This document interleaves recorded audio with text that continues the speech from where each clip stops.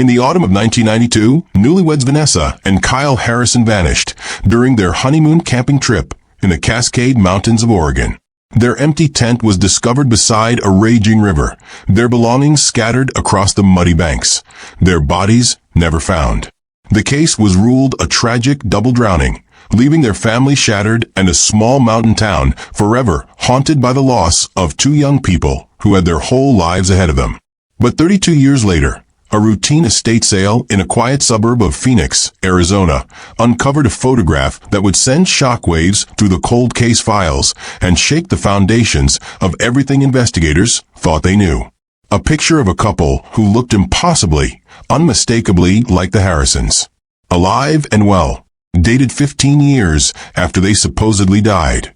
Now retired Detective Marcus Webb must unravel the most disturbing question of his career. If they're alive, who's been living in their skin? And what horror drove them to abandon everything they knew, everyone they loved, and every life they'd built? If you're fascinated by mysteries that refuse to stay buried, by secrets that span decades, and by the dark choices people make when their backs are against the wall, subscribe to Ultimate Crime Stories and follow this investigation into the darkness of deception. The photograph sat in a cardboard box marked free on the driveway of 2847 Saguaro Lane in Phoenix, Arizona.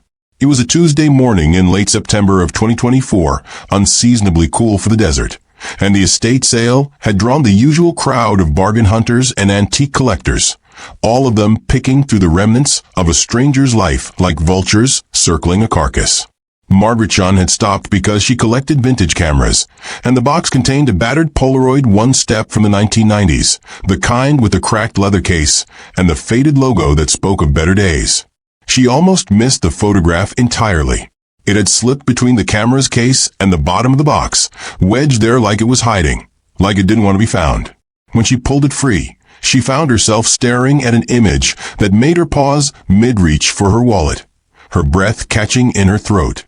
The photograph showed a couple seated at an outdoor cafe, palm trees visible in the background, bright sunshine washing out the colors to that distinctive faded quality of old instant film. The man had dark hair graying at the temples, a lean face with prominent cheekbones, and eyes that seemed to look past the camera rather than at it, as if he was seeing something the photographer couldn't. The woman beside him had auburn hair pulled back in a loose braid, delicate features that time had softened but not erased, and a smile that didn't quite reach her eyes. They both wore casual clothing, the kind you'd wear on a lazy afternoon in a foreign country where nobody knew your name. The man in a simple button-down shirt, the woman in a sundress with thin straps. But what caught Margaret's attention, what made her heart start beating faster in her chest, wasn't the subjects themselves. It was the handwriting on the white border beneath the image. Someone had written in faded blue ink, V&K, Playa del Carmen, April 2007. Margaret worked as a paralegal for a law firm that specialized in insurance fraud, and she had a memory for faces, particularly faces connected to unsolved cases that her firm had researched over the years. The Harrison disappearance had been one of those cases, a double life insurance payout that the company had contested for years before finally settling with the families.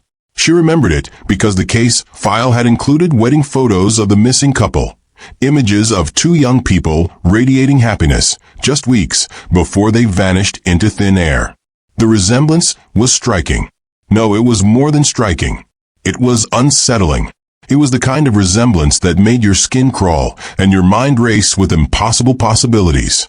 She purchased the camera for $5, taking the photograph with it, her hands trembling slightly as she walked back to her car. That evening, seated at her kitchen table with her laptop open and a cup of coffee growing cold beside her, she searched for the old news articles she half remembered from years of reviewing case files. It took less than 20 minutes to find them, and with each headline that appeared on her screen, her certainty grew stronger. Newlyweds presumed dead after Cascade River tragedy. Search for missing couple yields no bodies. Harrison family offers $50,000 reward for information. The wedding photo loaded on her screen, and Margaret felt the hair on the back of her neck stand up. Vanessa Harrison, née Cooper, 24 years old, auburn hair cascading over her shoulders, delicate features glowing with youth and hope. Kyle Harrison, 26. Dark hair perfectly styled. Prominent cheekbones that gave him an almost aristocratic look. Intense eyes that seemed to burn with ambition and dreams. The similarities to the couple in the Polaroid made her hand tremble as she reached for her phone. It wasn't just that they looked alike. It was that they looked exactly alike, just aged by time and experience, and whatever secrets they'd been carrying for 3 decades. By midnight, she had called the tip line for the Oregon State Police. By morning, the photograph was on its way to the cold case unit in Portland, sealed in an evidence envelope that would change the trajectory of more lives than anyone could have imagined. By the end of the week, it had landed on the desk of Marcus Webb, the original lead detective on the Harrison case, who had retired 3 years earlier and thought he'd never hear those names again. Thought he'd closed that chapter of his life and moved on to quieter days of fishing and reading and trying to forget the cases that kept him awake at night. When Marcus opened the evidence envelope and saw the photograph, he felt something shift in his chest, something fundamental and unsettling. It wasn't quite recognition, because how could he recognize 2 people he believed had been dead for 32 years? It wasn't quite disbelief, because the evidence was right there in his hands, undeniable and real. It was something in between, a sensation like vertigo, as if the ground beneath his understanding of the past had suddenly revealed itself to be nothing more than a thin sheet of ice over dark, frigid water. He had attended their memorial service in October of 1992. He had watched Vanessa's mother, Patricia, collapse in grief so profound it seemed to swallow her whole. He had delivered the news to Kyle's father, Richard, that the search had been suspended, that hope was fading with each passing hour, that they needed to prepare for the worst. For 32 years, he had carried the weight of their disappearance as one of the few failures in an otherwise distinguished career. One of the cases that haunted him in the small hours of the morning when sleep refused to come. And now this. Now a photograph that defied everything he thought he knew, everything he'd built his conclusions on, everything he'd told those grieving families with such terrible certainty. Marcus set the photograph on his desk and stared at it for a long time, his mind already beginning the process he knew too well. Cataloging details, forming questions, constructing theories that seemed impossible even as they took shape in his thoughts. If this was really them, if Vanessa and Kyle Harrison had somehow survived and chosen to disappear, then everything he thought he knew about that September weekend in 1992 was a lie. Every conclusion he'd drawn, every piece of evidence he'd interpreted, every word of comfort he'd offered to their families, all of it built on a foundation of deception. More disturbing still was the handwriting on the photograph. Those initials, V and K, written so casually, as if the person holding the camera knew exactly who these people were and saw no reason to hide it. As if they existed in a world where the Harrisons were alive and well and living under different names in a place where nobody asked too many questions. He picked up his phone and dialed a number he hadn't called in 3 years. The voice that answered was sharp and professional. Exactly as he remembered. Portland PD Cold Case Unit. This is Detective Sarah Vance. Marcus took a breath. Sarah, it's Marcus Webb. I need to talk to you about the Harrison case. There was a pause on the other end of the line, a moment of silence that seemed to stretch into eternity, and then a sharp intake of breath that told him she'd already heard about the photograph. The photograph, she said. You've seen it. He looked down at the image in his hands, at 2 people who should have been dead, but appeared to be very much alive. I'm looking at it right now, he said quietly. Tell me I'm not losing my mind. Her response came without hesitation, steady and sure. You're not losing your mind, Marcus. But I think we might need to reopen a case we all thought was closed. Marcus Webb's home office occupied what had once been a guest bedroom in his modest ranch-style house on the outskirts of Portland. The walls were lined with filing cabinets containing copies of case files he'd accumulated over 30 years with the Oregon State Police, each one representing a piece of someone's tragedy that he'd tried, and sometimes failed, to resolve. The Harrison file sat in the bottom drawer of the cabinet closest to the window, exactly where he'd placed it on his last day before retirement. He'd always kept his unresolved cases within reach, as if proximity might somehow inspire a breakthrough, as if being close to the evidence would make the answers magically appear. Now, at 62 years old with 3 years of retirement behind him, Marcus found himself pulling that file for the first time since he'd walked out of the police station. His badge and gun surrendered. His career officially over. The folder was thick, stuffed with witness statements and search and rescue reports and photographs of the campsite that still haunted his dreams. He spread the contents across his desk in the late afternoon light, the September sun casting long shadows across the documents like ghosts reaching out from the past. The case had begun on September 19, 1992. Marcus had been a detective for only 5 years then, still learning to navigate the politics of the department while trying to prove himself capable of handling major investigations. When the call came in about a missing couple at Whispering Pines Campground, he'd driven the 2 hours to the site with his partner, a veteran detective named Robert Crane who had retired 6 months after Marcus and died within a year, his heart giving out like he'd been holding on just long enough to finish what he'd started. Marcus picked up a photograph of the campsite as it had been found that September morning. The tent was still standing, its entrance flap hanging open like a mouth frozen mid-scream. A camping stove sat beside a log where someone had clearly been preparing a meal, the pot still containing the congealed remains of what appeared to be chili, a spoon resting against the rim like the cook had just stepped away for a moment. 2 camping chairs faced the river, which Marcus remembered as a powerful, cold torrent fed by late summer snowmelt from higher elevations, the kind of river that could sweep a grown man off his feet before he even realized he was in trouble. Personal items had been discovered scattered along the riverbank downstream from the camp, each one a small piece of evidence that told a story of tragedy.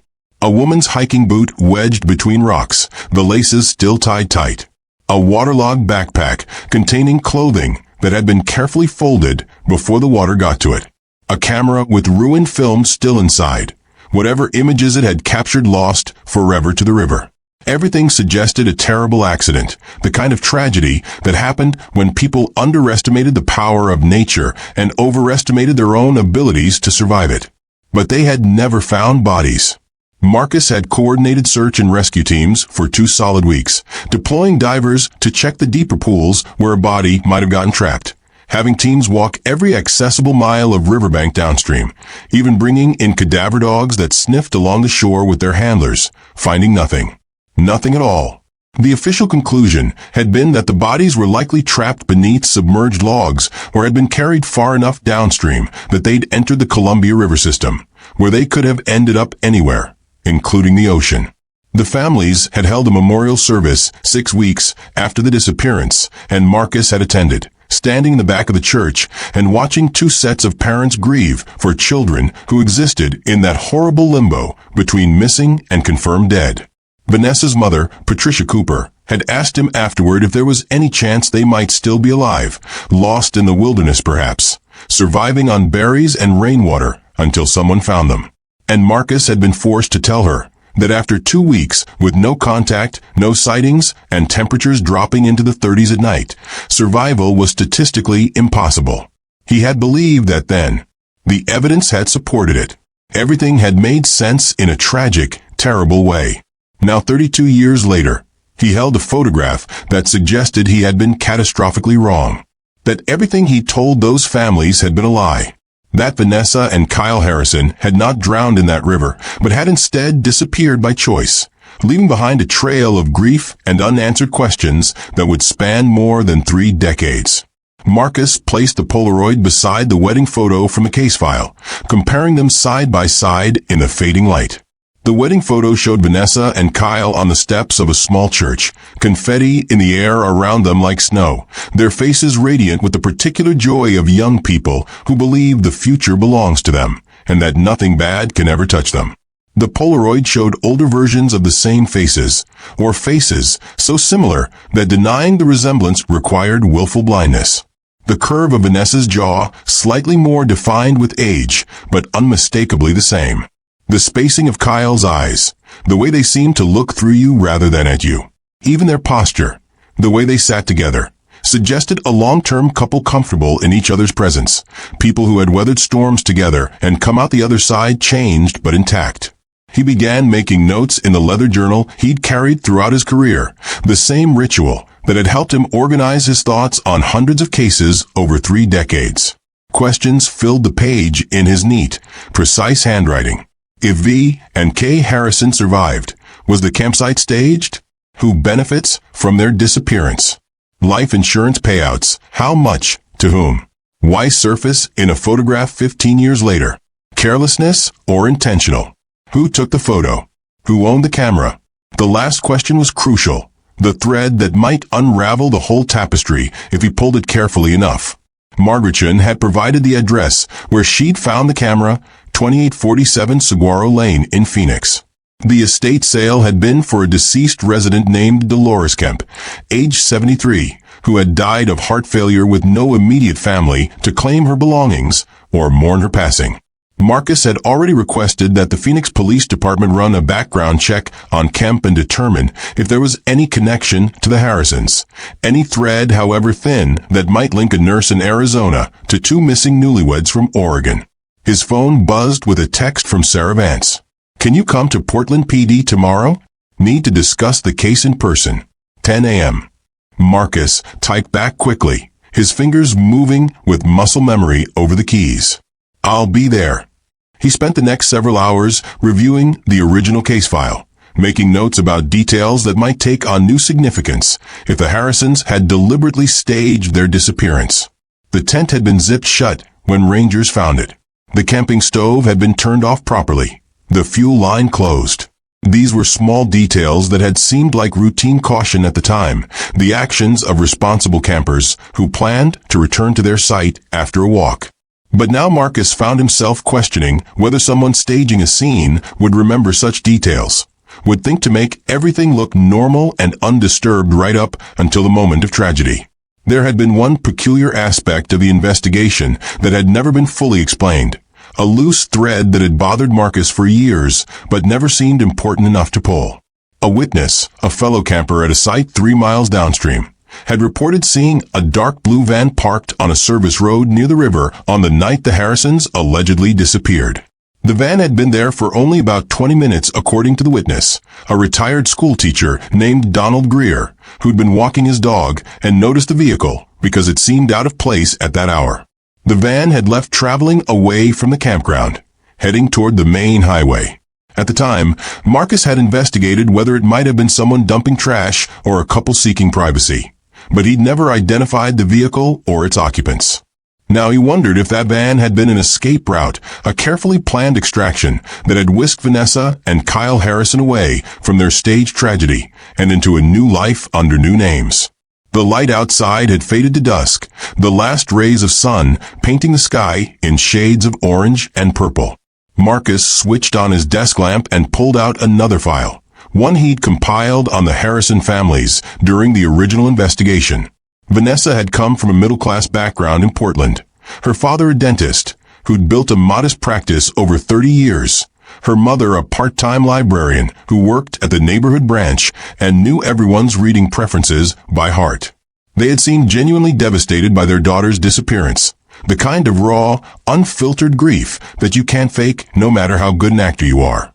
Kyle's family had been more affluent.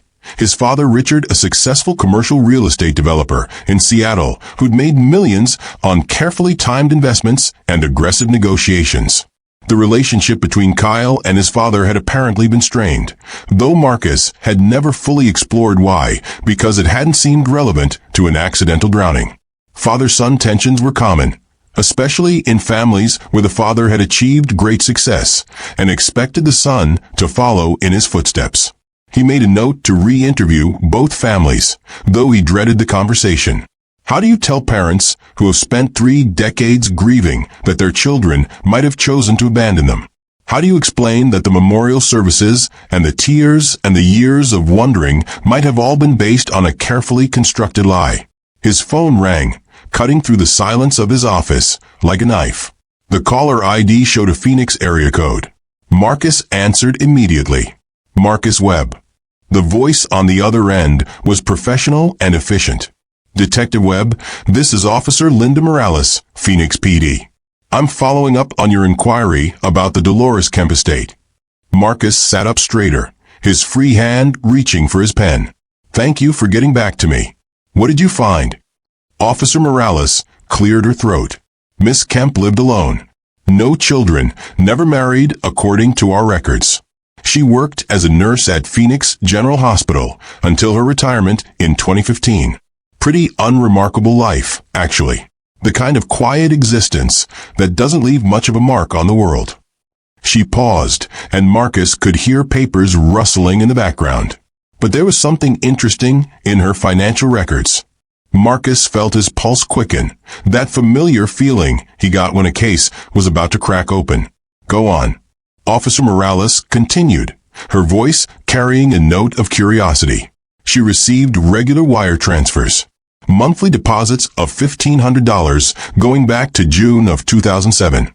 The transfers came from an offshore account in the Cayman Islands. They stopped in December of 2019. Marcus wrote down the dates, his mind already making connections. Did you trace the source? Officer Morales sighed. We tried.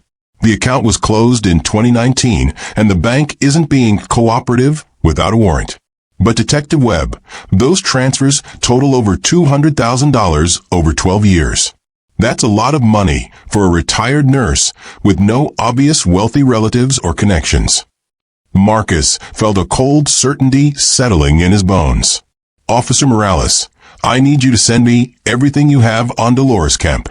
Employment history, addresses, any travel records you can access. This woman might be connected to a 32-year-old missing persons case. There was a pause on the other end. Should I flag this as part of an active investigation? Marcus looked at the photograph on his desk, at two people who might have been ghosts for 3 decades. Yes. And officer, be discreet. If there are people connected to this who think they've gotten away with something for 32 years, I don't want to spook them before we understand what we're dealing with. After hanging up, Marcus stood and walked to the window. His backyard was dark now, the neighbors' lights visible through the trees that bordered his property. He thought about Vanessa and Kyle Harrison, wherever they were, whether they were even still alive. If they had faked their deaths, they had committed fraud on a massive scale, caused immeasurable pain to their families, and potentially cost insurance companies hundreds of thousands of dollars. But more than that, they had made him and every other investigator who had worked the case look like fools, had turned his competence and his thoroughness into a joke that had taken 32 years to reveal itself. Marcus returned to his desk and opened his laptop, pulling up booking sites for flights to Phoenix. If Dolores Kemp was the connection between the Harrisons and their disappearance, then the answers began in Arizona, in the files of a dead woman who had taken her secrets to the grave. Before he could second-guess himself, he booked a ticket for the following week. The photograph sat on his desk, two people frozen in time, their secrets about to be dragged into the light, whether they wanted it or not. The Portland Police Bureau's cold case unit occupied a corner of the 3rd floor in the Justice Center building downtown, a space that always smelled faintly of old paper and the bitter coffee that sustained its small team of detectives through long nights of reviewing files that everyone else had given up on. Marcus arrived at 9:45 the next morning, signing in at the visitor's desk and receiving a temporary badge that felt strange after years of carrying permanent credentials. Detective Sarah Vance met him at the elevator, and Marcus was struck by how much she'd aged in just 3 years, the lines around her eyes deeper, her dark hair now streaked with gray. She was 42, sharp-featured with dark hair pulled back in a severe bun that emphasized her no-nonsense demeanor and the intensity in her eyes. Marcus had mentored her early in her career, taking her under his wing when she was a rookie detective drowning in paperwork and self-doubt, and when he retired, she'd taken over several of his cold cases, including periodic reviews of the Harrison disappearance. You look like you didn't sleep, she observed as they walked toward the conference room, her heels clicking against the tile floor. Marcus managed a tired smile. I didn't. Spent most of the night going through the original file, looking for things I might have missed, connections I might have overlooked. Sarah opened the door to a conference room where another detective was already waiting, a younger man Marcus didn't recognize. Marcus Webb, this is Detective James Park. He's been helping me with a preliminary work on this. Park stood and shook Marcus's hand with the enthusiasm of someone who still believed in the purity of justice. I've heard a lot about you, sir. Sarah says you're the reason she became a detective. Marcus felt a wave of something that might have been pride or might have been regret. Don't blame me for that, he replied with a tired smile. This job has a way of eating you alive if you let it. He settled into a chair while Sarah spread documents across the conference table, creating a visual timeline that stretched from 1992 to the present day. Here's what we've established so far, Sarah began, pointing to different sections of the timeline with a laser pointer. September 19th, 1992. Kyle and Vanessa Harrison reported missing from Whispering Pines campground. Search conducted for 2 weeks. No bodies recovered. Memorial service held October 31st, 1992. Life insurance claims filed in November of 92, paid out in April of 93 after the required waiting period for missing persons presumed dead. She tapped another section of the timeline, and Marcus felt his stomach tighten. April 2007. Our photograph surfaces, allegedly taken in Playa del Carmen, Mexico. That's 15 years after their disappearance. June 2007. Wire transfers begin to Dolores Kemp in Phoenix, continuing for over 12 years until December of 2019. Marcus studied the timeline, his years of experience telling him that the synchronization of these events couldn't be coincidental. What do we know about the life insurance? Detective Park pulled up a file on his tablet, scrolling through pages of documents. 2 policies. Vanessa had a policy for $100,000 with her parents as beneficiaries. Kyle had a policy for $250,000. The beneficiary was his father, Richard Harrison. He looked up at Marcus. Both policies were relatively new, purchased about 6 months before the wedding. Marcus nodded slowly. That's not unusual for young couples, especially if they were being responsible about planning for their future. A lot of newlyweds take out life insurance when they get married. Sarah's expression was grim. True. But here's what is unusual. 3 weeks before their honeymoon trip, Kyle increased his policy from $100,000 to $250,000. The insurance company questioned it during the claims process, noted it in their file as a potential red flag, but ultimately paid out. They also noted in their file that Richard Harrison was extremely persistent in pursuing the claim, calling multiple times a week, threatening legal action if they didn't process it immediately. Marcus felt pieces clicking into place in his mind, connections forming that he didn't like. Did we ever establish what Kyle and Vanessa's financial situation was like before they disappeared? Park scrolled through his tablet again. Both had student loans, pretty typical for people their age. Kyle had just started a job as a software engineer at a startup in Seattle called TerraSoft Solutions. His salary was around $54,000 a year. Vanessa was working as a graphic designer at a small firm in Portland, making about $32,000. They had about $8,000 in combined savings and were renting an apartment in Portland's Hawthorne district for $800 a month. Pretty typical young professional couple, not desperate for money, but definitely not wealthy. Sarah leaned forward.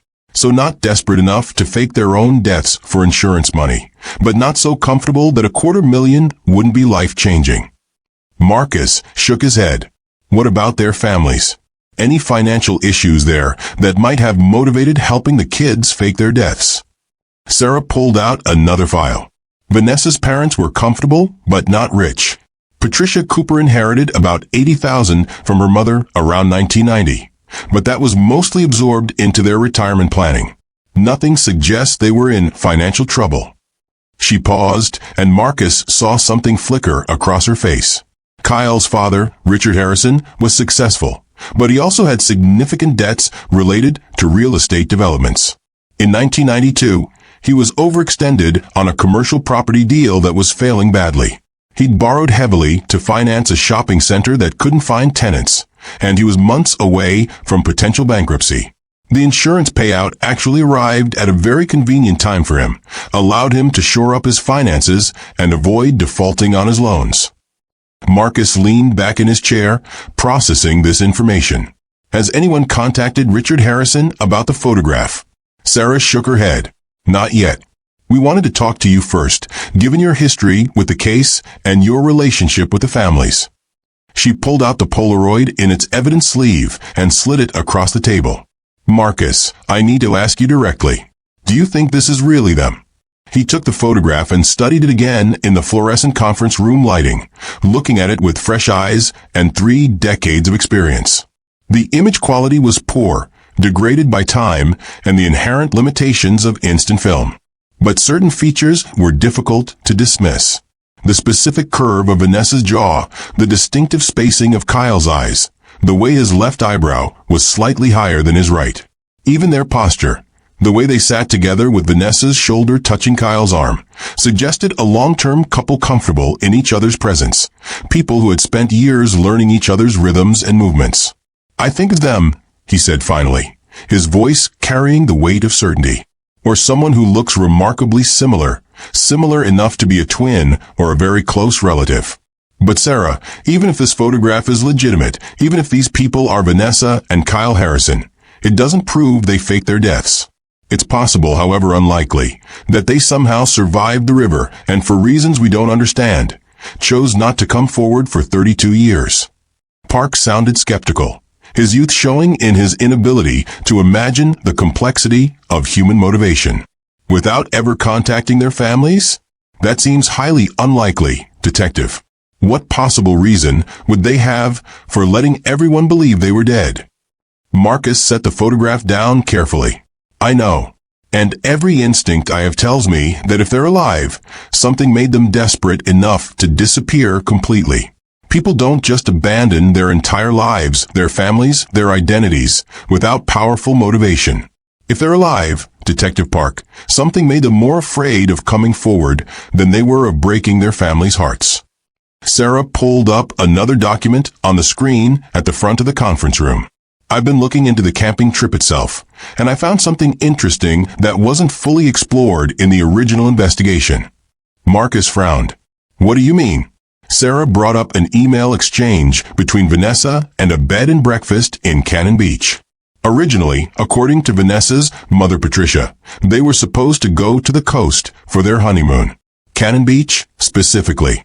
Vanessa had made reservations at a bed and breakfast right on the beach, a place called the Seaside Inn. But 3 days before they were supposed to leave, they canceled the reservation and decided to go camping in the Cascades instead. Vanessa told her mother they wanted something more adventurous, something more in tune with nature. Marcus felt a chill run down his spine. Did we investigate that change of plans at the time? Sarah nodded. Briefly. It was in the file as background information, but nothing suggested it was significant. Young couples change plans all the time, especially when they're trying to save money or when they get a better idea. But Marcus, what if they changed plans because they needed to be somewhere remote? Somewhere a disappearance would be believable. Somewhere bodies might never be found. The implication settled over the room like a heavy blanket, suffocating in its weight. If the Harrisons had deliberately chosen an isolated campsite near a dangerous river, it suggested premeditation.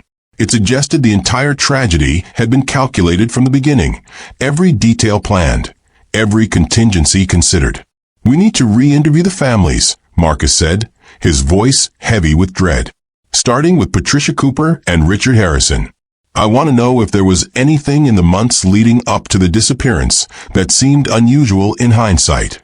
Changes in behavior, sudden financial transactions, unusual conversations, anything that might indicate they were planning something. Park interjected, his analytical mind working through the logistics. There's another angle we need to consider. If they faked their deaths, they needed help. Significant help. New identities, a way to leave the country or at least get far enough away to start over without being recognized. Resources to live on until they could establish themselves under their new names. That takes money, connections, and expertise. You can't just disappear in the modern world without leaving traces unless someone helps you cover your tracks. Sarah leaned back in her chair, her expression thoughtful. Dolores Kemp. She could have been the connection. A nurse with no family, no obvious ties to the Harrisons. receiving substantial payments from an offshore account, starting just after they would have established themselves in Mexico. She had the medical knowledge to help stage a convincing accident scene. She could have helped them.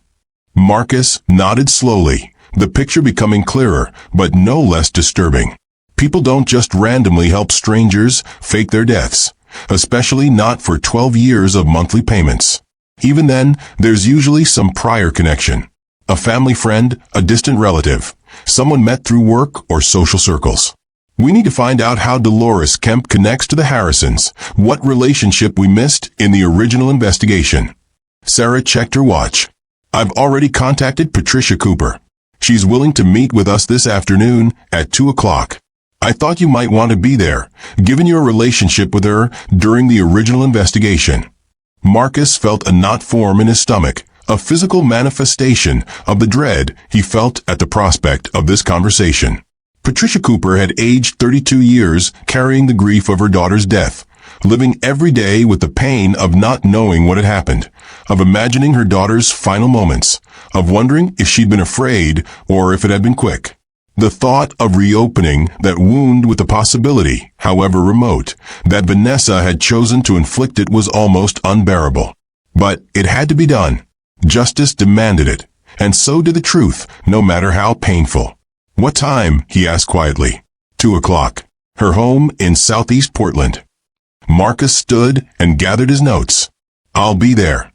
Patricia Cooper's home sat on a quiet street lined with maple trees that had turned brilliant shades of red and gold in the autumn air, their leaves creating a canopy that filtered the afternoon sunlight into something soft and golden.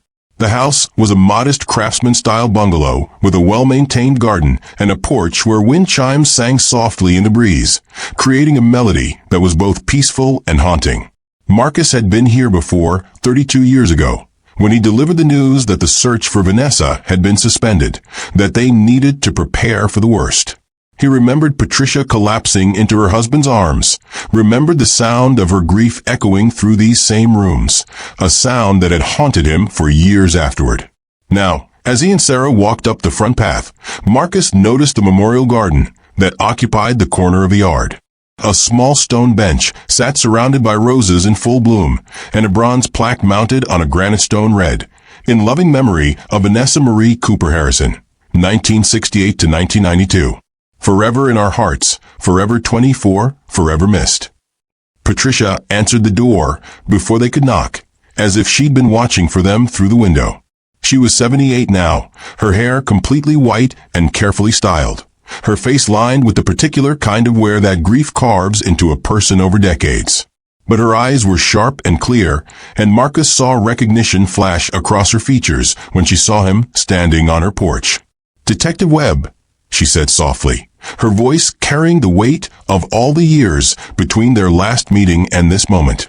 "I wondered if I'd ever see you again." Marcus felt emotion tighten his throat. "Mrs. Cooper, thank you for agreeing to meet with us. This is Detective Sarah Vance from the Cold Case Unit." Patricia nodded to Sarah and gestured them inside with a grace that spoke of decades of practice in hiding pain behind polite hospitality. The interior of the house was frozen in a kind of time capsule, a shrine to a daughter who had never come home. Photographs of Vanessa at various ages covered every surface, from baby pictures in elaborate frames to high school graduation photos to her wedding day. A portrait of Vanessa in her wedding dress hung prominently over the fireplace, her smile eternally youthful and full of hope, frozen in that moment before everything changed. They settled in the living room, Patricia in a worn armchair that Marcus suspected was where she spent most of her time, positioned so she could see both the wedding portrait and the view of the memorial garden through the window. She folded her hands in her lap and waited with the patience of someone who had spent years waiting for news that never came. "Mrs. Cooper," Sarah began gently, her voice carefully modulated to convey both authority and compassion. "We need to ask you some questions about Vanessa and the time leading up to her disappearance. I know this is difficult, bringing up painful memories after all these years, but some new information has come to light that requires us to re-examine the case." Patricia's expression didn't change, but Marcus saw her hands tighten slightly in her lap, the only sign of the tension she must be feeling. "New information after all these years," she said, her voice barely above a whisper. "I suppose I should feel hopeful, but mostly I just feel afraid of what you're going to tell me."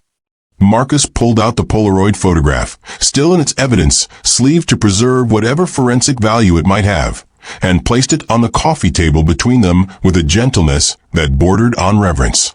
"A photograph was discovered recently at an estate sale in Phoenix, Arizona. We need you to look at it and tell us what you see." Patricia leaned forward, reaching for reading glasses on the side table, with trembling fingers. She picked up the photograph and studied it for a long moment, her face a mask of concentration. Marcus watched her carefully, looking for any sign of recognition, shock, or deception, cataloging every micro-expression, every shift in her breathing, every change in her posture. What he saw instead was confusion giving way to something that looked almost like pain, a deep ache that seemed to start in her chest and spread outward until it filled the room. "This woman," Patricia said slowly, her voice shaking slightly. "She looks like my Vanessa. Older, obviously, but the resemblance is remarkable. The shape of her face, the way she holds her head, even the way she smiles without quite smiling." Her eyes found Marcus's, and he saw in them a desperate hope warring with a terrible fear. "Who is she?" Sarah leaned forward, her voice gentle but insistent.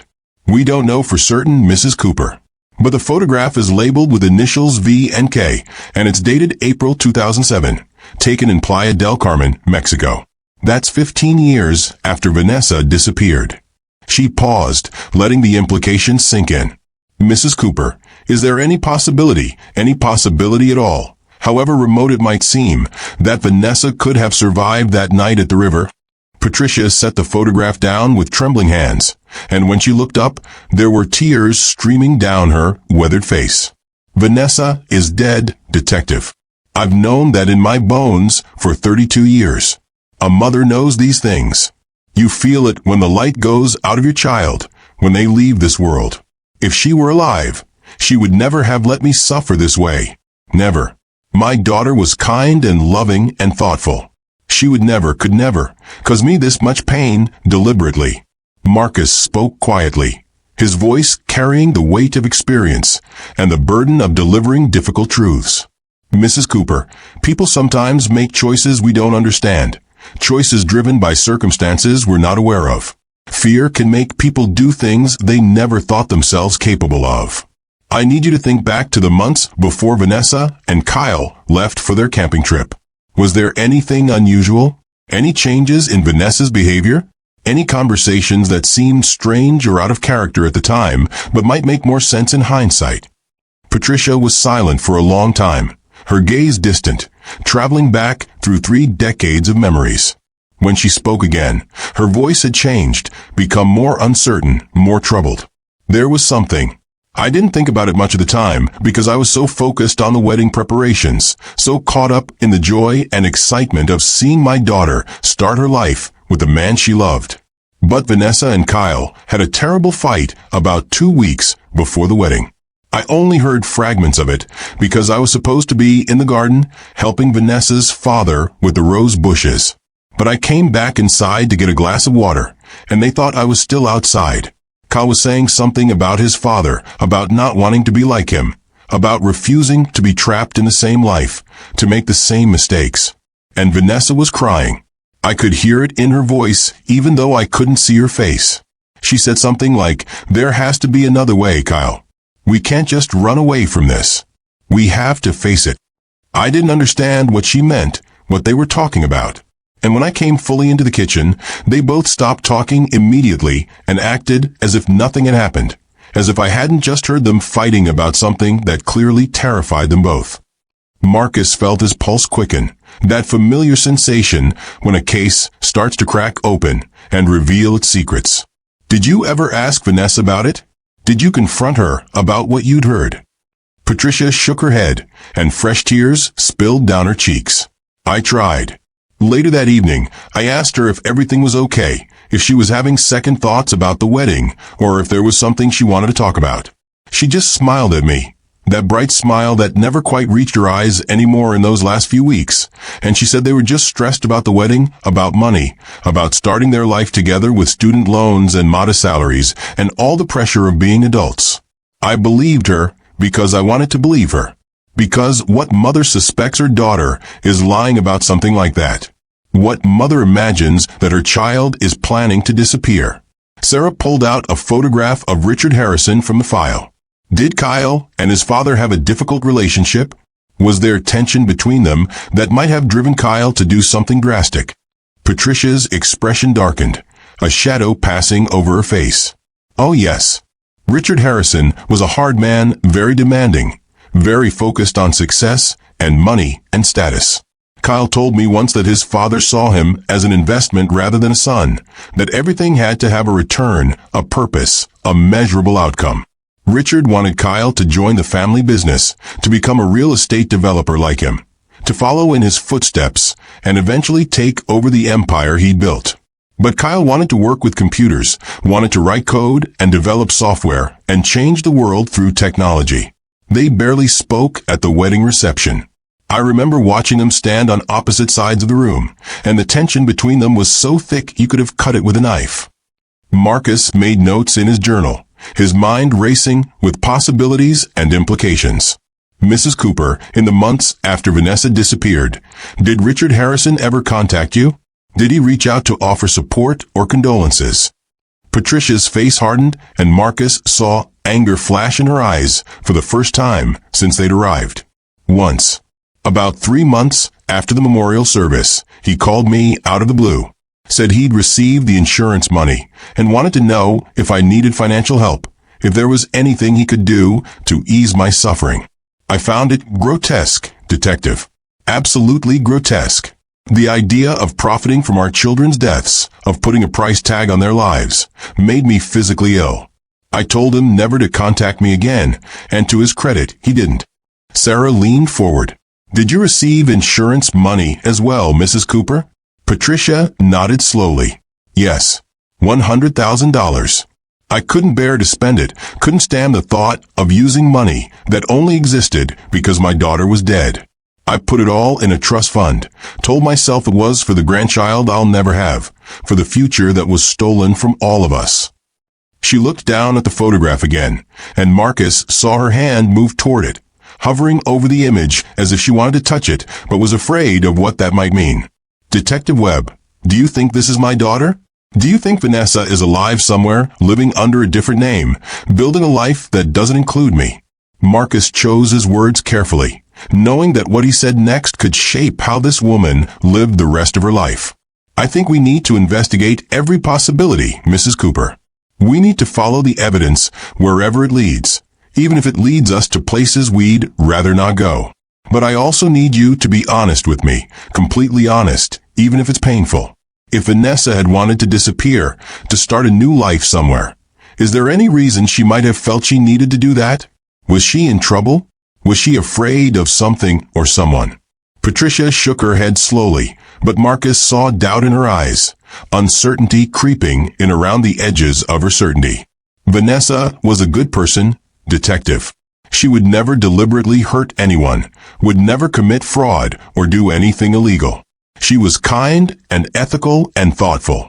But there was something I've never told anyone because it didn't seem important at the time, because I thought I understood what it meant. She took a deep breath, steeling herself. About a week before they left for the camping trip, Vanessa came to visit me alone. Kyle wasn't with her, which was unusual, because they were almost always together in those days. She seemed agitated, nervous, kept looking out the window, as if she expected someone to arrive, or as if she was watching for something. And she asked me the strangest question. She said, "Mom, would you still love me if I did something you didn't understand? Something that might hurt you, but was necessary?" I told her I would always love her no matter what, that there was nothing she could do that would make me stop loving her. I thought she was talking about moving to Seattle with Kyle, about leaving Portland and starting a new life away from me. I never imagined. Her voice broke, and she couldn't finish the sentence. Marcus felt his heart breaking for this woman who had carried so much pain for so long. "Mrs. Cooper, I need to ask you about someone named Dolores Kemp. Does that name mean anything to you? Did Vanessa ever mention knowing anyone by that name? Patricia wiped her eyes and thought for a moment, her brow furrowing in concentration. No, I don't think so. Who is she? Sarah answered gently. Someone who may be connected to this case, someone who might have information about what happened to Vanessa and Kyle. Patricia looked between them, understanding dawning in her eyes. You think someone helped them disappear, don't you? You think this wasn't an accident at all? Marcus didn't answer directly, but his silence was confirmation enough.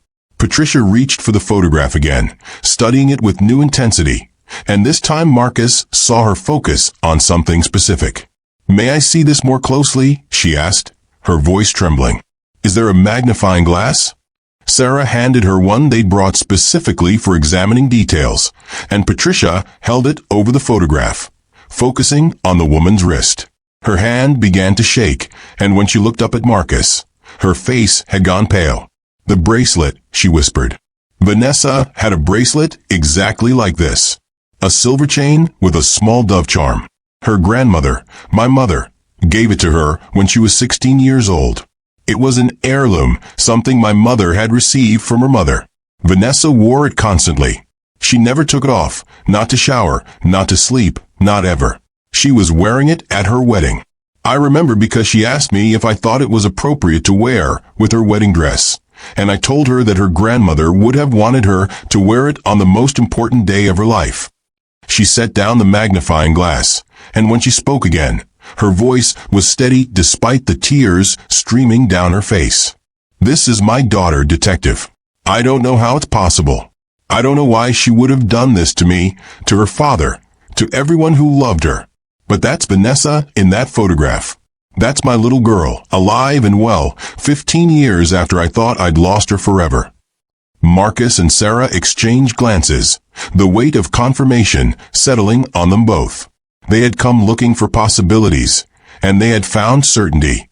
The woman in the photograph was almost certainly Vanessa Harrison, which meant they were no longer investigating a possible misidentification or a case of mistaken identity. They were investigating a deliberate deception that had lasted more than 3 decades, a fraud that had devastated families and left a trail of pain that stretched across years and lives and broken hearts. As they prepared to leave, Patricia asked the question Marcus had been dreading. If you find her, Detective, when you find her, what would you want me to say to her? What could I possibly say to a daughter who let me believe she was dead for 32 years? Marcus thought about all the cases he'd worked, all the families he'd helped bring closure to, all the terrible truths he'd delivered over his career. I think, Mrs. Cooper, that you'd want to ask her why. Why she did it, why she felt she had no other choice, why she couldn't trust you with whatever terrible thing she was facing. And then, after you heard her answer, after you understood what drove her to such a desperate choice, I think you'd want to tell her that you love her and that you want her to come home. Patricia nodded slowly, fresh tears spilling down her weathered cheeks. Yes, she whispered. I would want to know why. And then I would tell her that I've been waiting for her every single day for 32 years, and that I would wait 32 more if I had to.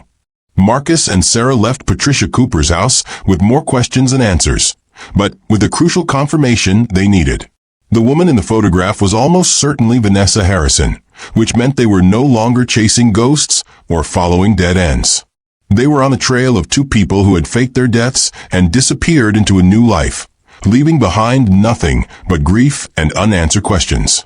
And somewhere out there, possibly in Mexico, possibly somewhere else entirely, those 2 people were still living under false names, still running from whatever had made them desperate enough to break their families' hearts. As they reached Sarah's car, Marcus's phone rang with the Phoenix area code again. He answered quickly, his heart racing. Webb. Officer Morales' voice was tight with excitement. Detective, I've got something you need to hear about Dolores Kemp. We pulled her employment records from Phoenix General Hospital, like you asked. Marcus felt his pulse quicken. Go ahead. Officer Morales continued, and Marcus could hear papers rustling in the background. From 1990 to 1995, she worked in the maternity ward, helping deliver babies and caring for new mothers. Standard nursing work? Nothing unusual. But before that, from 1987 to 1990, she worked in a different specialty. She paused for effect. She was a nurse in the hospital's morgue, detective. She worked with the dead, knew how to handle bodies, understood decomposition, knew all the systems and procedures around death certification and body identification. Marcus felt ice water run through his veins, that cold certainty that comes when pieces of a puzzle suddenly snap into place. A nurse with experience handling the dead, with knowledge of how bodies were processed and identified, receiving mysterious payments from offshore accounts, in possession of a photograph of two people who supposedly drowned. Officer Morales, I need you to pull every record you can find on Dolores Kemp's work in that morgue. Patient files, incident reports, anything that might show irregularities or anything unusual. Officer Morales's voice was grim. Already on it, detective. But there's one more thing. Something that's going to change your timeline. Marcus braced himself. What is it? Officer Morales spoke slowly, emphasizing each word. Dolores Kemp took a 3-week vacation in September of 1992. According to her supervisor's notes, it was a last-minute request, very unusual for her because she rarely took time off. And detective, the destination she listed on her time-off request was the Pacific Northwest. She was in Oregon the same month the Harrisons disappeared. Marcus looked at Sarah, whose expression told him she'd heard enough of the conversation to understand the implications. September 1992, the month the Harrisons vanished into the Cascade Mountains, never to be seen again. Until now. Until photographs surfaced 32 years later, showing them alive and well in Mexico, their secret about to be exposed by the very woman who had helped them create it. Thank you, officer. I'll be in Phoenix in 4 days. Please have everything ready for me, and please, absolute discretion on this. We don't know who else might be involved or who might be watching. As he ended the call, Sarah spoke the thought they were both having. She helped them, didn't she? Dolores Kemp helped them fake their deaths, helped them stage that campsite, helped them disappear. Marcus nodded slowly, the picture becoming clearer, but no less disturbing. It's starting to look that way. But the question is why? What would make a nurse from Arizona travel across multiple states to help two young people she had no apparent connection to stage their own deaths? What was her motivation? What was she getting out of it beyond $200,000 in wire transfers that didn't start until 15 years later? Sarah opened her car door, her expression troubled. Maybe the money didn't start until later, because that's when they found out where Vanessa and Kyle were hiding. Maybe Dolores was helping them stay hidden, helping them maintain their new identities, and the payments were for continued silence. Marcus climbed into the passenger seat, his mind already racing ahead to the next steps. I need to talk to Richard Harrison. I need to know what Kyle told him in that phone call 2 weeks before the camping trip.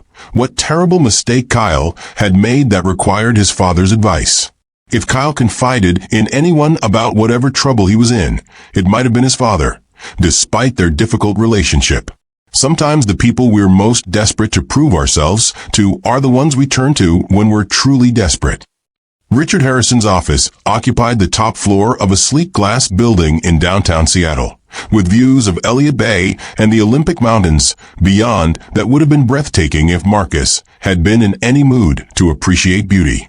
Marcus had made the drive north the morning after meeting with Patricia Cooper, arriving just before his scheduled 2 o'clock appointment with a man he hadn't seen in over 3 decades. The receptionist who greeted him was professionally courteous, but had the weariness of someone who screens visitors carefully for a man who values his privacy above almost everything else. Mr. Harrison will see you now, she said after making a phone call that lasted less than 30 seconds. Please follow me. Richard Harrison stood at the windows when Marcus entered, his back to the door in a power move so obvious it bordered on cliché. He was 81 now, but carried himself with the rigid posture of someone who refused to acknowledge the limitations of age or mortality. His silver hair was immaculately styled, his suit custom-tailored to hide the slight stoop in his shoulders, his entire bearing radiating the kind of wealth that had been accumulated over decades of ruthless business decisions and carefully calculated risks. Detective Webb, Harrison said without turning, his voice carrying the authority of someone used to being obeyed. I was told you retired 3 years ago. I'm surprised to see you here, dredging up ancient history that's better left buried.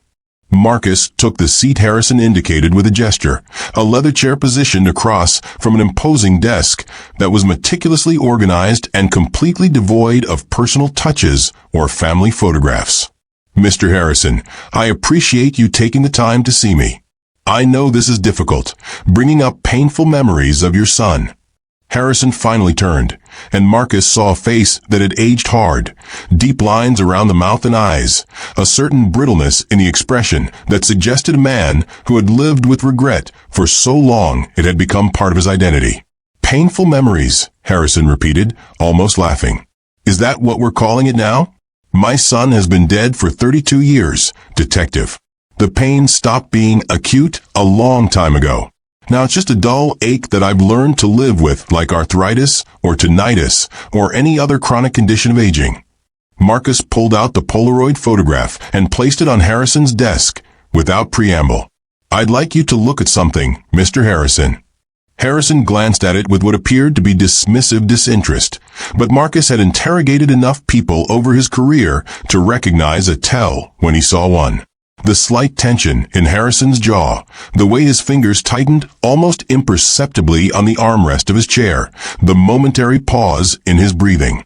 I don't see the relevance of a photograph of strangers, Harrison said, his voice carefully controlled. This is a waste of my time and yours. Marcus leaned forward, his voice hardening. Look at it more carefully, Mr. Harrison. Look at the initials on the bottom, the date, the location. Look at the resemblance to your son and daughter-in-law. Harrison picked up the photograph with obvious reluctance, and this time he studied it longer, his expression inscrutable.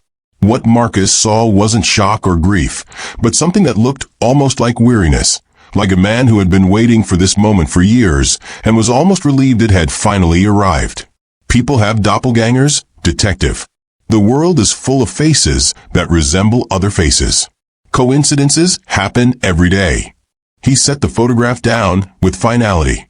My son died in 1992. I buried him, or at least the memory of him, decades ago. I don't appreciate you dredging up that pain with speculation based on a photograph that proves nothing. Marcus wasn't deterred. The woman is wearing a bracelet that Vanessa never took off, a family heirloom that her mother identified immediately. Her mother, Mr. Harrison, looked at this photograph and confirmed with absolute certainty that the woman in it is her daughter. Harrison's expression flickered just for a moment, and Marcus saw something that might have been fear or might have been anger cross his face. Then Vanessa's mother is seeing what she wants to see, clinging to false hope because the truth is too painful to accept. It's a natural human response to grief, detective. You should know that better than anyone. Marcus decided to take a different approach.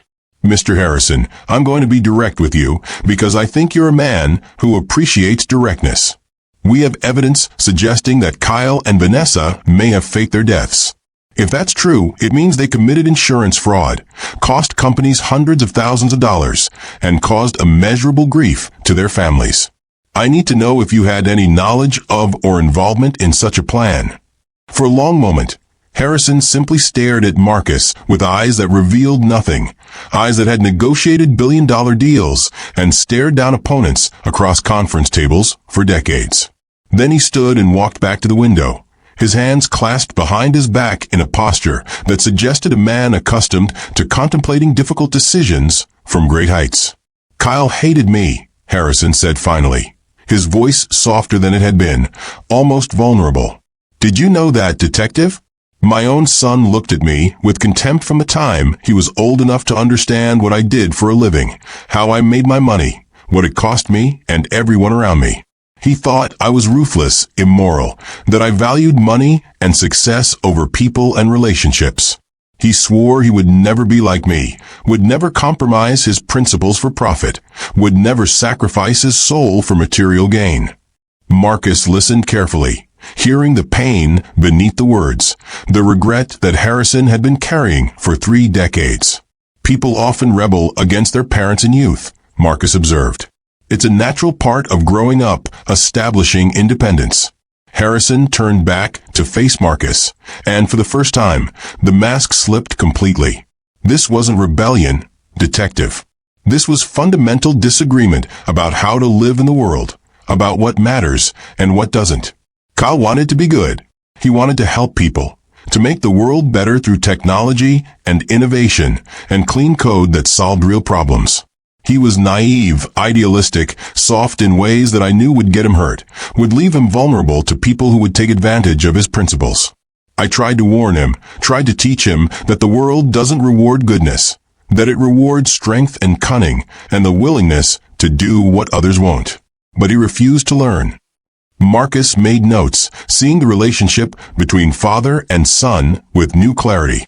Is that why you pushed him to join your business? Harrison nodded slowly. I pushed him because I wanted him to understand reality before reality crushed him. Money is power, detective. Without it, all the idealism in the world amounts to nothing. Just empty words and broken dreams. I tried to teach him that, tried to show him what real success looked like, but he turned me down. When he told me he was marrying Vanessa, I offered to set him up in a position at my company. Good salary, full benefits, a clear path to partnership, and eventually taking over everything I'd built. He refused. Said he'd rather struggle on his own terms than compromise his principles by working for me. It was like a knife in the heart, detective. Your own son telling you that everything you've accomplished is worthless, that he'd rather be poor and pure than wealthy and corrupted by association with you. Marcus felt a twinge of sympathy for this difficult man who had lost his son twice, first to ideological differences, and then to whatever had happened in the Cascade Mountains 3 decades ago. That must have been painful, he said quietly. It was infuriating, Harrison corrected, his voice hardening again. Here I was offering him everything I'd sacrificed for everything I'd built, and he threw it back in my face like it was contaminated. We had a terrible argument about it 3 months before his wedding. I told him that pride was a luxury he couldn't afford, that he needed to think about his future wife, about the family he might have someday, about practical realities instead of abstract principles. He told me that some things were more important than money, that he'd rather live a meaningful life of modest means than sell his soul for comfort and status. Those were his exact words, detective. I'd rather live a meaningful life than sell my soul. Marcus leaned forward. Mr. Harrison, did Kyle ever come to you asking for help? Financial help or any other kind? Harrison returned to his desk and sat down heavily, suddenly looking every one of his 81 years.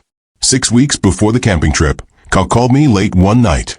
It must have been close to 11 o'clock, and I was getting ready for bed when my phone rang. I almost didn't answer, because I assumed it was a business call that could wait until morning. But something made me pick up, some instinct that this was important. He paused, his eyes distant with memory. Kyle sounded desperate, detective. Terrified. He said he'd made a terrible mistake, that he'd gotten involved in something at work that he thought was wrong, but didn't know how to get out of. I told him to come to Seattle, that we could talk in person, work through whatever problem he was facing together. But he refused. He said he was paranoid about being followed, about being overheard, that the walls had ears and people were watching him. I thought he was being melodramatic, paranoid in the way young people can be when they think they've stumbled onto some great injustice. Marcus felt his pulse quicken. Did he give you any details about what this something was? What he'd discovered or gotten involved in? Harrison shook his head. No specific details, but he told me he'd gotten involved in something at work, something he thought was morally wrong, ethically compromised. He said if he went to the authorities, it would destroy innocent people, people who were just trying to make a living and support their families. But if he stayed silent, he'd be complicit in something he found morally reprehensible, something that could hurt people on a much larger scale. He was trapped, detective, caught between his principles and his fear of the consequences of following those principles. Marcus wrote quickly, his mind racing with implications. What was your response? What advice did you give him? Harrison's face darkened with shame and regret. I told him he was being foolish. I told him that whatever he discovered, he should either report it through proper channels or keep his head down and move on with his life. I told him that martyring himself for abstract principles was the kind of naive thinking that would ruin his career, destroy his future, leave him unemployable and branded as a troublemaker. I told him to think about Vanessa, about the life they were building together, about practical realities instead of idealistic fantasies. He paused, and when he spoke again, his voice was barely above a whisper. He hung up on me, detective. Just hung up, without another word. That was the last conversation I ever had with my son. 2 weeks later, I received the call that he and Vanessa had disappeared, that they were presumed dead. I've spent 32 years wondering if I could have said something different that night, if I could have convinced him to confide in me fully, to trust me with whatever terrible secret he was carrying. Marcus studied Harrison's face, seeing genuine pain and regret that couldn't be easily faked. Mr. Harrison, you received $250,000 in life insurance after Kyle's death, correct? And according to our records, that money arrived at a time when you were experiencing serious financial difficulties with some real estate ventures. Your shopping center development was failing. You had significant debts. You were months away from potential bankruptcy. Harrison's eyes flashed with anger, and his voice turned cold. Are you suggesting I had something to do with my son's death? That I would murder my own child for insurance money to save my failing business ventures? Because if that's what you're implying, detective, this conversation is over and you can speak to my lawyers. Marcus held up his hands in a placating gesture. I'm not suggesting anything, Mr. Harrison. I'm establishing facts, following the money trail as any good investigator would. You had financial motivation, and you were the last person Kyle called before he disappeared. These are relevant details that need to be explored. Harrison stood abruptly, walking to a filing cabinet in the corner of his office. He pulled out a folder and threw it on the desk in front of Marcus with enough force to make the pages scatter. I received that insurance money, detective, and it made me sick. Every single dollar felt like blood money, like a price tag on my failure as a father, on every harsh word I'd ever spoken to my son, on every opportunity I'd missed to tell him I was proud of him despite our differences. He pointed at the documents. Those are records showing that I donated the entire amount to a scholarship fund for engineering students at the University of Washington. Every penny of it. I couldn't stand the thought of using money that only existed because my son was dead, because I'd failed to protect him, because I told him to keep quiet about whatever was troubling him instead of encouraging him to do what was right. Marcus examined the documents, seeing donation records and trust fund establishment papers that appeared legitimate. He made a note to verify them, but his instinct told him Harrison was telling the truth about this. Mr. Harrison, if Kyle and Vanessa are alive, if they staged their deaths and are living somewhere under false identities, where do you think they would go? What would they do? Harrison returned to his chair, the anger seeming to drain out of him, leaving only exhaustion in its wake. Kyle always talked about Central America, Costa Rica specifically. He and Vanessa had this dream of living somewhere simple, somewhere beautiful, somewhere they could disconnect from what he called the machine of modern capitalism. They wanted to build a life that mattered, that wasn't defined by accumulation and status and the endless pursuit of more. They talked about teaching English, maybe opening a small business, living close to the earth and in harmony with nature.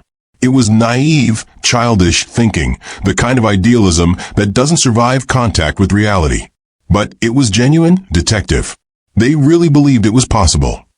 Marcus thought about the photograph, about Playa del Carmen in Mexico, about a couple who looked like they'd found exactly that kind of simple life they dreamed about. Mexico is a long way from Costa Rica, but not so far that a couple looking to disappear couldn't make it work. Harrison's expression was unreadable. Detective, if my son is alive somewhere, living under a false name and hiding from the world, then he got exactly what he wanted. He escaped from everything that was suffocating him, including me. He found a way to live according to his principles without having to compromise or face the consequences of standing up for what he believed in. And if that's true, if he's been alive all this time while I've been mourning him, while I've been carrying the weight of our last conversation and all the things I should have said differently, then I hope he's happy. I hope whatever he and Vanessa built together was worth the price they made everyone else pay. As Marcus prepared to leave, Harrison spoke again, his voice barely audible. Detective Webb, if you find them, if they're really alive out there somewhere, will you tell Kyle something for me? Marcus turned back. What would you want me to tell him? Harrison's eyes were wet, the first show of real emotion Marcus had seen from this hard man. Tell him I'm sorry. Tell him I should have listened better that night when he called me desperate and afraid.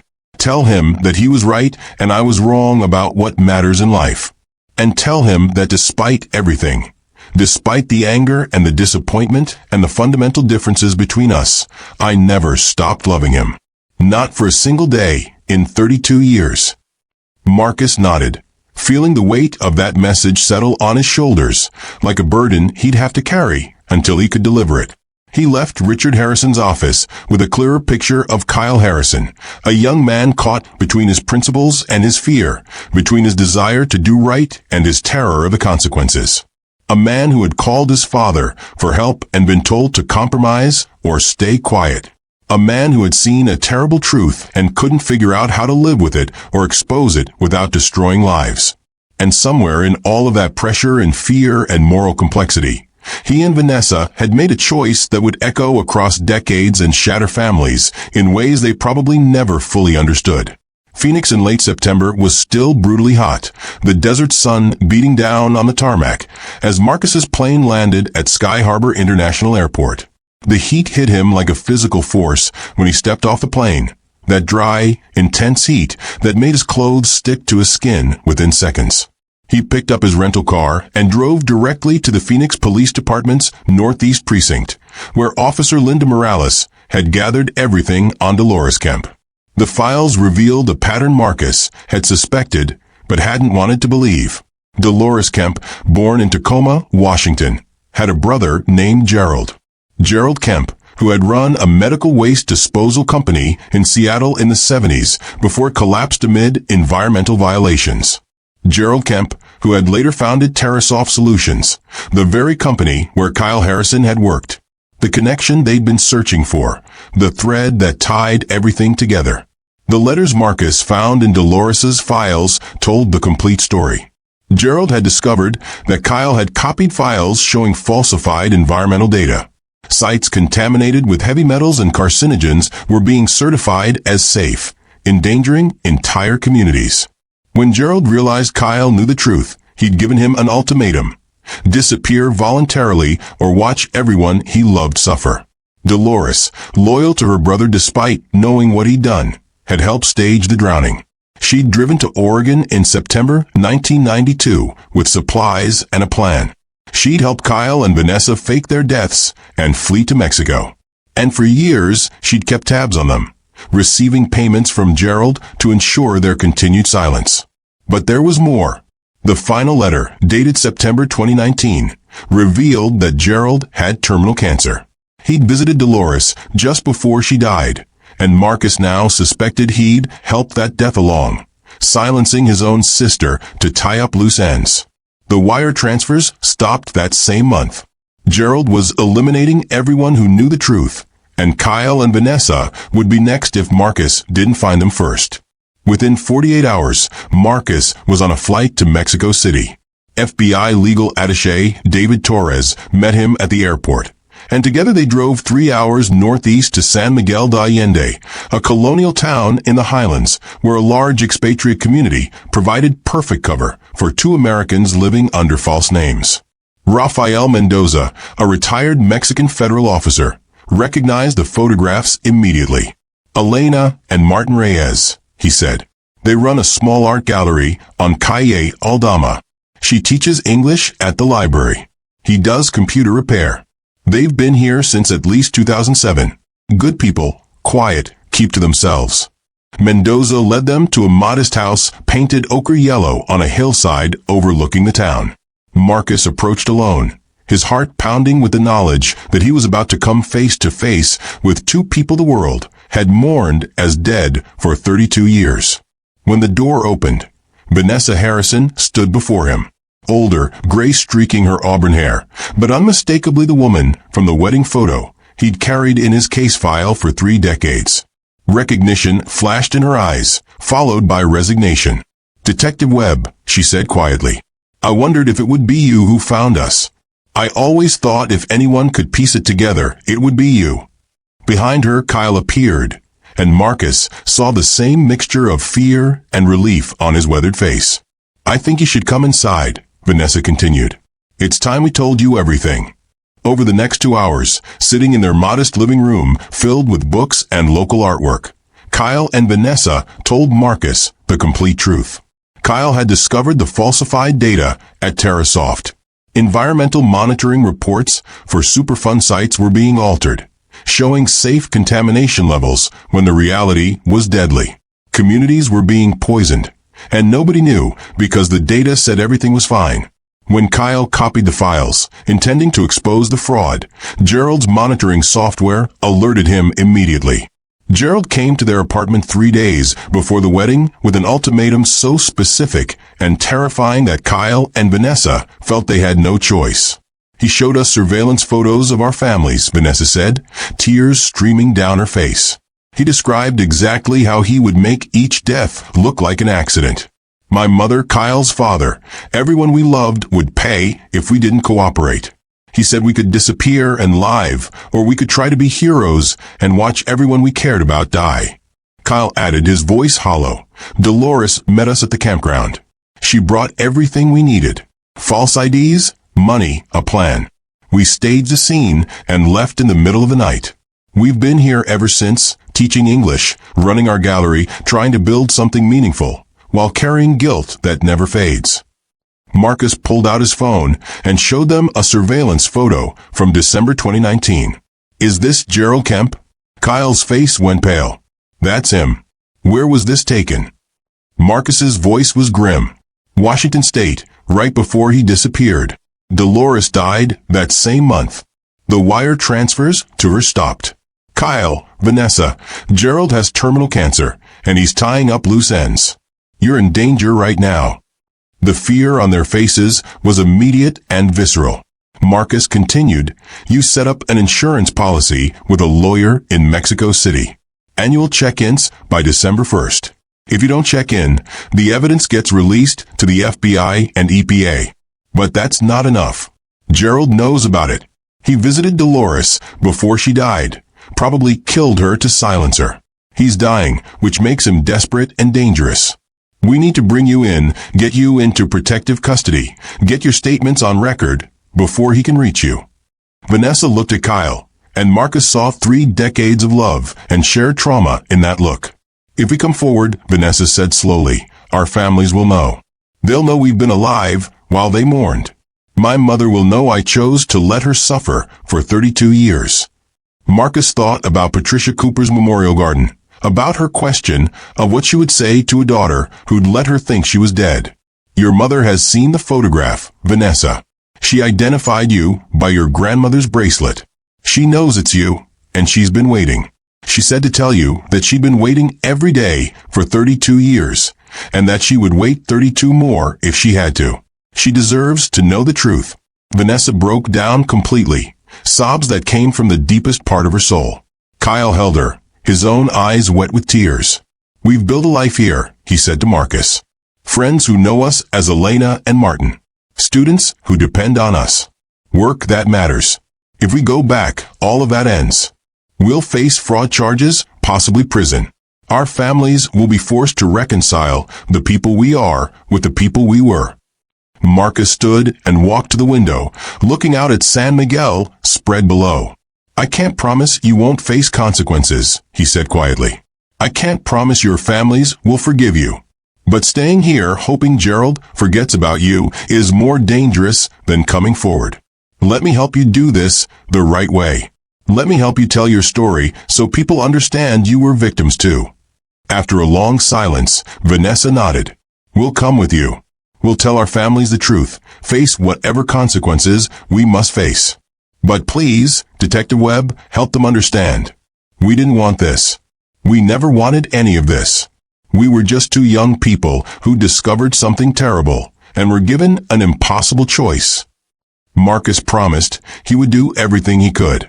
The journey back to the United States took days to arrange, coordinating with the FBI and Mexican authorities. But finally, on a gray October morning, Marcus stood with Vanessa in front of Patricia Cooper's house, watching as mother and daughter saw each other for the first time in 32 years. Patricia opened the door, and for a moment, neither woman moved. Then Patricia stepped forward and wrapped her arms around Vanessa, and the sound that came from both of them was primal, grief and joy and disbelief all mixed together. "My baby," Patricia kept saying. "You're alive. You're really alive." Through her tears, Vanessa told her mother everything. The threats, the impossible choice, the 3 decades of guilt. And when she finished, Patricia said something that made Marcus understand the resilience of a mother's love. "I'm angry and hurt and devastated by the years we lost. But you're my daughter, and I love you more than I love my anger. You made an impossible choice, and you've been paying for it every day since. Now we just need to figure out how to move forward." The legal proceedings were complex, but ultimately merciful. The judge reviewed the evidence of Gerald's threats, saw the falsified environmental data that Kyle had preserved, understood the impossible situation they'd faced. Kyle and Vanessa pleaded guilty to document fraud, but received suspended sentences and probation. The insurance companies settled for repayment with interest. And the evidence Kyle had kept safe for 32 years triggered a massive EPA reinvestigation. 7 communities that had been exposed to dangerous toxins because of Gerald's fraud would finally get the cleanup they should have had decades ago. Gerald Kemp himself was charged with multiple crimes, but he died in a prison hospital 3 months later, his body ravaged by cancer, before he could stand trial. His last words, according to the attending physician, were a bitter laugh and a whispered, "They won." In a way, they had. The truth had emerged. Justice had been served. And the people Gerald had tried to silence had survived to tell their story. 6 months after their return, Marcus stood in Patricia Cooper's garden, watching mother and daughter plant roses together. The memorial bench had been replaced with a simple marker: gratitude for second chances and the resilience of love. Vanessa caught up with Marcus as he prepared to leave. "Thank you," she said, "for finding us, for bringing us home, for helping our families understand. You gave my mother her daughter back, and that's a gift neither of us will ever forget." Marcus smiled. "Sarah Vance has been trying to convince me to consult on other cold cases. Turns out there are other families out there like yours, other people who deserve answers. I think I might take her up on it."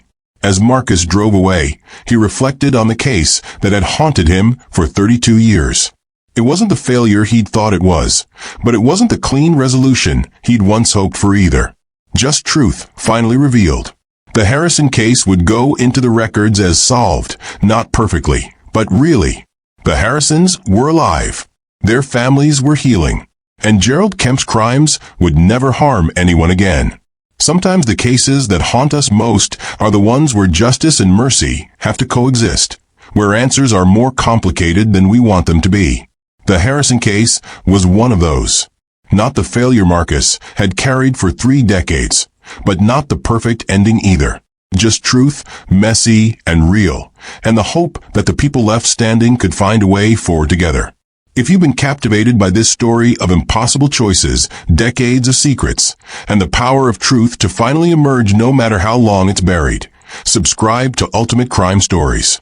We bring you the mysteries that refuse to stay buried, the cases that challenge everything you thought you knew about justice, family, and the lengths people will go to when they're truly desperate. Because sometimes the most unbelievable stories are the ones that actually happened. Hit that subscribe button and join us as we investigate the cases that span decades and the truths that change everything.